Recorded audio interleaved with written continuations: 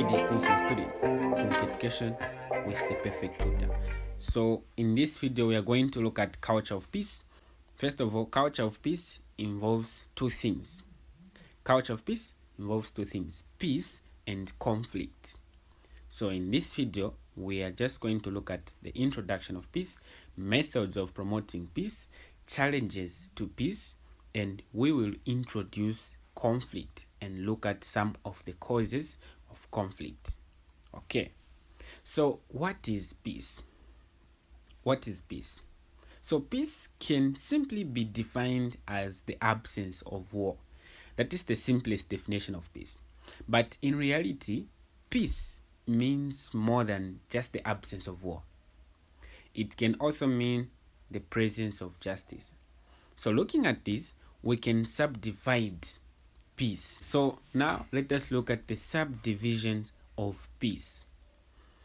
Firstly, we have negative peace. So negative peace refers to the absence of direct physical violence. That is negative peace, absence of wars. Then positive peace refers to the presence. So look, here on negative, we have peace, but we only have the absence of direct physical violence. Things like wars, fighting, and others. Then on positive peace, there is presence of conditions of well-being and just relationships insofar as the social, economic, political, and ecological welfare is concerned.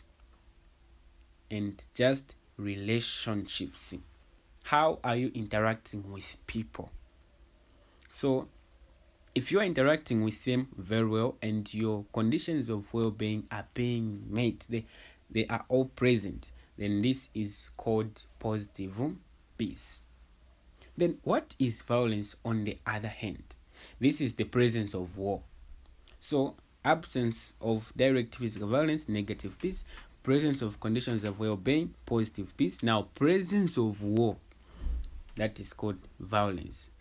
Apart from all, we have torture, poverty, discrimination, and ecological violence. All these things fall in the same concept of violence. So this is how we can explain peace. Now, let us look at the methods of promoting peace. How can we promote peace among ourselves? So peace is very central and important to human affairs and development. Without peace, development suffers. So meaning there can never be development without peace. So these are some of the methods that we can use to promote peace. The first one is intermarriages. Intermarriages means marrying from different ethnic groups. If you're a Bemba, you marry a Tonga. At least you have created that relationship. You have created that relationship between the two ethnic groups. Then the second one is friendship. Friendship. You cannot harm your friend, Though they say your best friend is your best enemy, but you cannot harm your friend. You cannot harm your friend. So we should be building friendships. We should be having friendships with people of different kinds. Then reciprocity. So reciprocity involves exchanging gifts in a mutual manner. Exchanging gifts in a mutual manner. Then it's similar to mutual aid, so do not confuse the two. Reciprocity involves exchanging gifts. Gifts must be things, food, whatever, and these other items. But mutual aid refers to the act of exchanging assistance or help. You help me today, I help you tomorrow. That is mutual aid. Different from reciprocity. Reciprocity involves exchanging gifts. But for mutual aid, we're talking about assistance. You assist me today, I assist you tomorrow. So we're talking about services here. That is mutual aid. Then another method that we can use to promote peace is forgiveness. Let us learn to forgive one another because we are all human beings liable to error. We can make mistakes anywhere, anytime. So we should learn to forgive one another. We can promote peace that way. Then tolerance. Mostly people fail to have peace when they are opposed, when their views are opposed. So you should learn to tolerate the views and opinions of other people. You should respect how other people think and view certain things. Do not make them think like you. No, it's not possible. Do not make everyone think the way you think. You should have tolerance. Have a room for tolerance. Just say, oh, so this is how this person thinks as well. Okay, it's okay. Not to start arguing just there and then. No, you should agree to this. No, it is like this. No, what you're saying is not true. Like that. So, you should tolerate others. Then apart from that, we have respect. Respect is very important. And respect is reciprocal. Respect is reciprocal. You respect others and you also be respected. If you don't respect others, you won't be respected as well. So, respect is reciprocal. Let us learn to respect each other. So, these are the methods that we can use to promote what? Peace. Great. So now, there are challenges to peace. There are some things that make peace not to prevail. Things that make peace not to prevail. One, people's belief that war and violence are organic, meaning that war and violence are inevitable and unavoidable features of human society.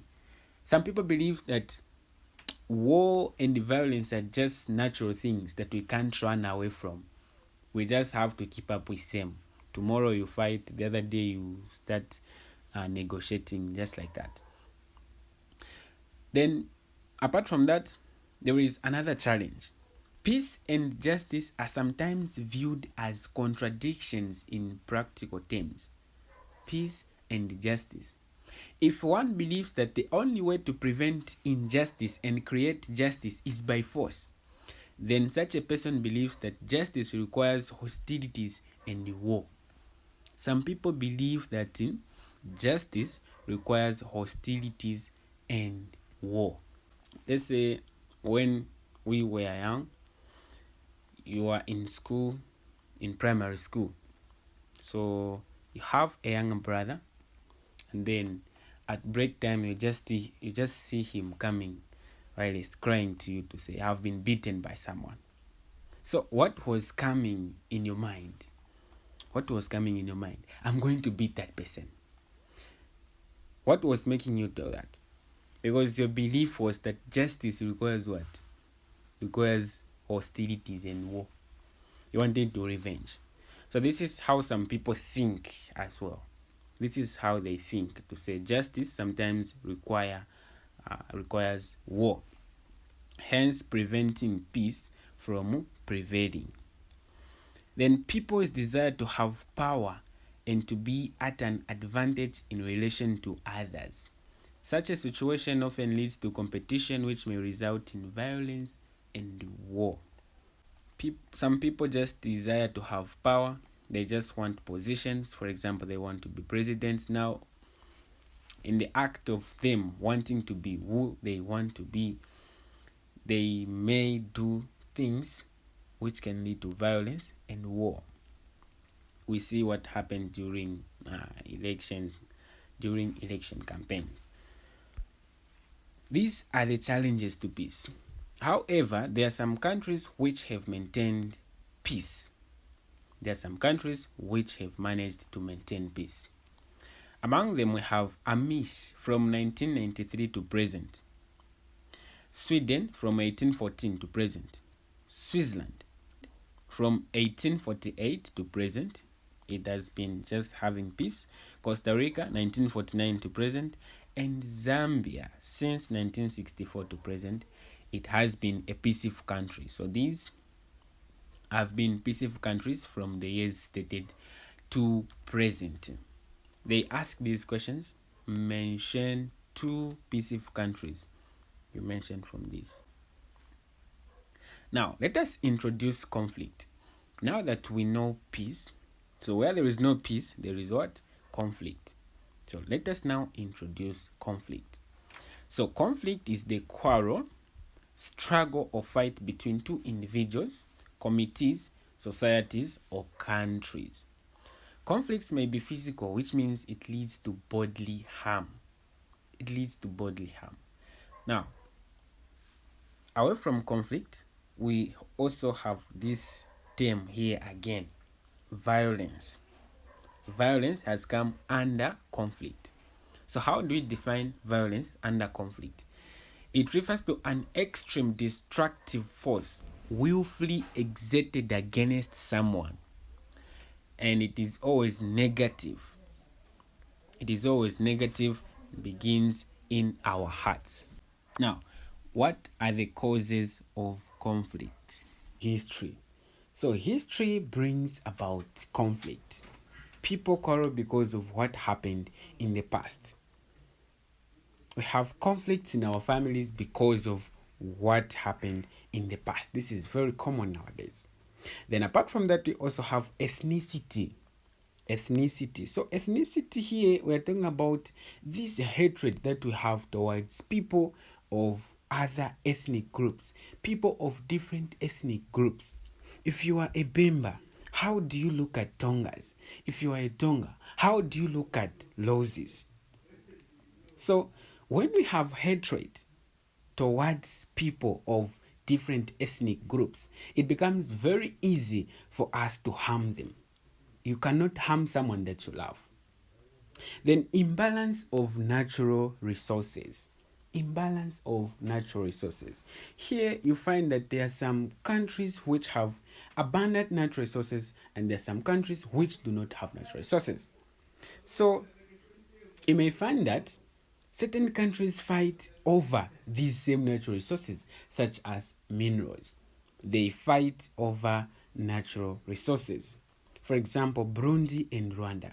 There was a conflict over natural resources between Burundi and Rwanda. So you have to take note of these examples. They ask about this in the exam. Then, mismanagement of economic resources. Mismanagement of economic resources. In a country where there is poor governance, there is corruption and just unfairness, inequality in all the operations of the government, there is likely to be conflict.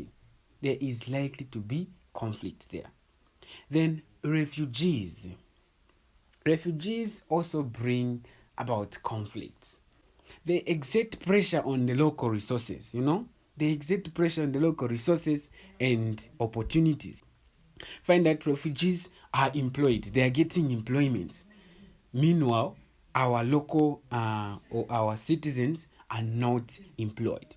So when a citizen of Zambia looks at this situation of employing a refugee and leaving a citizen of Zambia, there may likely to be conflict there.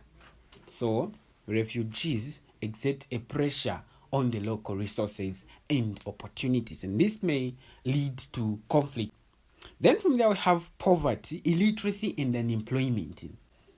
If you have all these three things, in you, it becomes very difficult to resist the conflict, but it becomes very easy for you to be recruited during things like wars. Because people like junkies, caponias, they have nothing to lose. Even if there was to be war in Zambia, they have nothing to lose. You see? So it becomes very easy for this person who is poor, illiterate, and unemployed to participate in things such as wars. Then conflict about information. Sometimes conflict arises as a result of having different information about certain things.